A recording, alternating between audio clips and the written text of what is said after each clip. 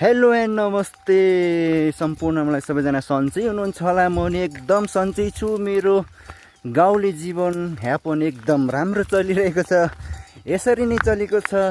गाई गोठालो गरेर गाउँले जीवन यसरी नै गोठालो जिन्दगी यसरी नै बितेछ हो साथीहरू। गाउँ घर डाँडा पाखा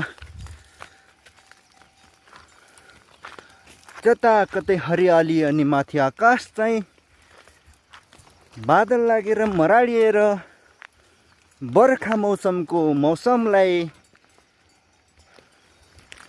आधारित गर्दैछ साथीहरू। गाउँले जीवन भनेको यस्तै हुन्छ साथीहरू। गोठालो जिन्दगी गाई बाख्रा गोठला जिन्दगी। बाख्रा चाहिँ अहिले अगाडि गइसकेको छ साथीहरू। गाई मात्रै छ मसँग अहिले चाहिँ। गाई गोरुहरू म चाहिँ यसरी गाई गोठला आइरहेको छु साथीहरू। मेरो ब्याकग्राउन्डमा पुरै डाँडा पाखा हरियाली एकदम सुन्दर डाँडा पाखा छ साथीहरू। हेर्नुहोस्, गाउँ घर पाखा डाँडा काँडा हरियाली यसरी नै बितिरहेको छ मेरो गाउँले जीवन। तपाईँहरूको चाहिँ कसरी बितिरहेको छ तपाईँहरूले चाहिँ कमेन्ट गर्नु होला साथीहरू।